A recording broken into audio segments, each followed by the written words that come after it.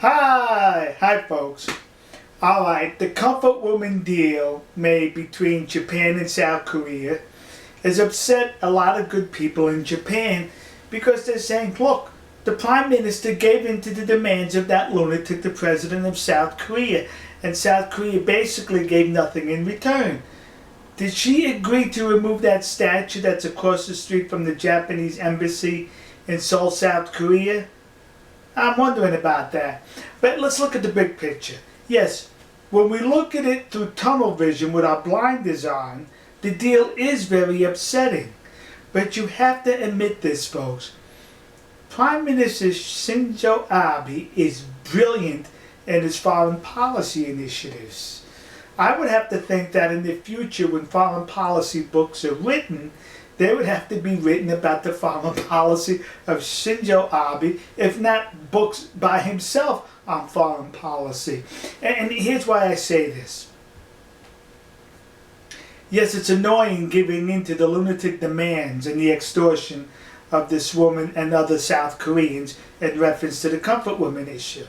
But Shinzo Abe had to look at the big picture. He's the prime minister of a country in a region with dangerous neighbors. The United States was most likely pressuring him to agree to her demands. And the reason for that, the reason why he was pressured and she was not pressured, because President Obama realized, meeting both of them, that she's the nut.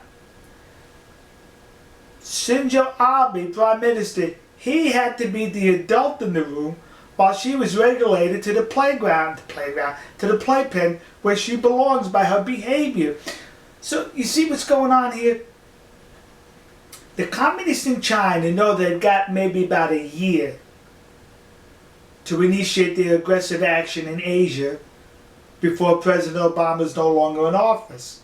Because while President Obama is in office, when the Chinese get aggressive, either with Taiwan, the Senkaku Islands, or more from the Philippines, President Obama will react, but he would want it done with a coalition with his allies.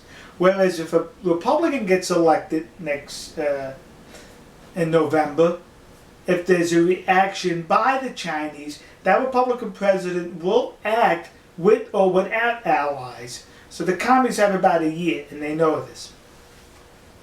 That's why it was important for Prime Minister Abe to succumb to the extortion from this lunatic in South Korea, to have the allies unified against definite commie aggression in Asia. So he was looking at the big picture, basically looking at the security picture for his country, Japan.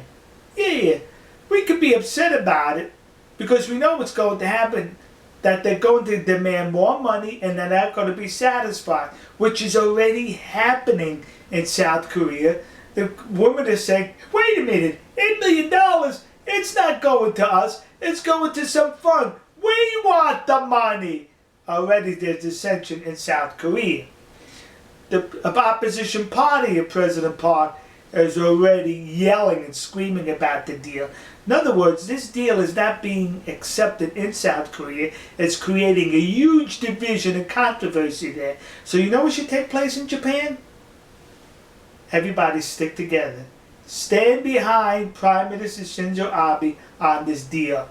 While they are acting crazy across the Sea of Japan, the people in Japan should be unified, act rational, and stand behind your Prime Minister, knowing he didn't react with tunnel vision, he didn't react with blinders on, but he reacted with the broad picture in mind, another triumph in his foreign policy initiatives. Alright folks, we'll see you. God bless you. God bless America. God bless the nation you happen to be, and God bless our good friends and trusted allies in the land of the rising sun, Nihon-koku, Japan. See ya!